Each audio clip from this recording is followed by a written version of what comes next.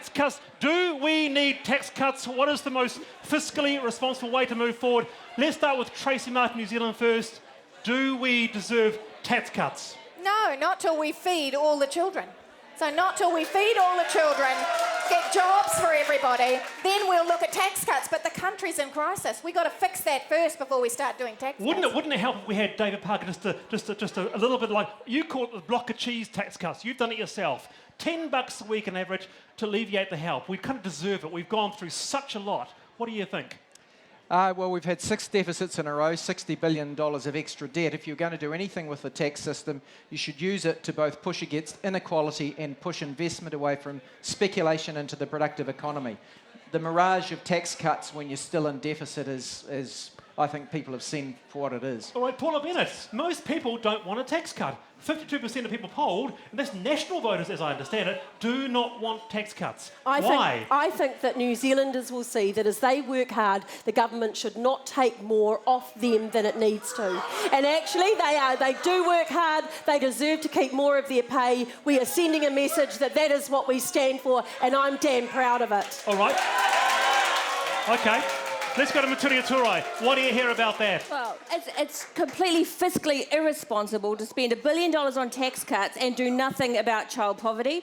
We know the Green Party has a plan, fully costed, independently reviewed, will deliver a tax cut to 97% of New Zealanders, and 3%, like those of us standing here, will pay a little bit extra, and we will end child poverty in this country. That is, we will deliver a win-win-win for New Zealand, for our kids, for our environment, for our economy.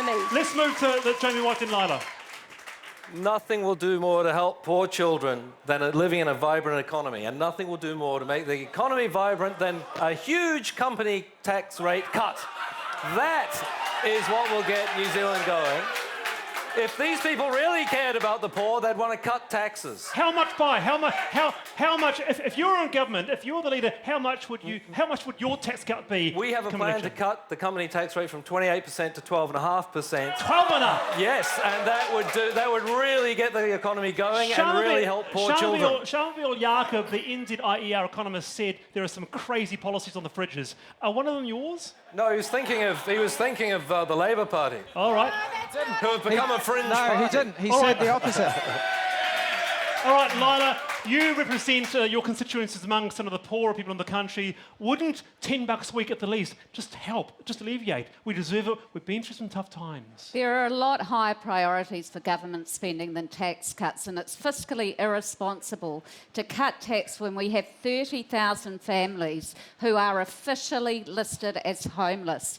We will build state houses, and I have to say, we won't support any party's agenda to cut tax on people who are on high incomes. That includes the Green Party's proposal to cut tax on people who earn up to $143,000 a year. We don't think that is responsible in the context of an inequality crisis.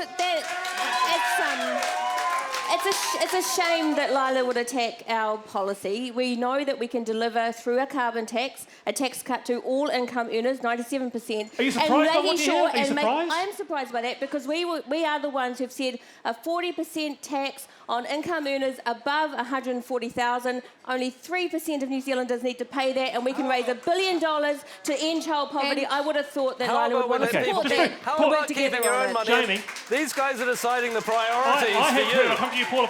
I have heard that your policies would cost the country $10 billion a year if your policies were instituted. Because your tax cuts. This is a bizarre idea that if the government doesn't receive the money, it has cost the country. It doesn't cost the country. People get to keep their own money. We don't have the money, though, do we? They get to spend. The government just takes the money off the people. David. It doesn't cost the people anything. New Zealanders have figured out ACT is on 0.1% because they know that trickle down really means trickle up.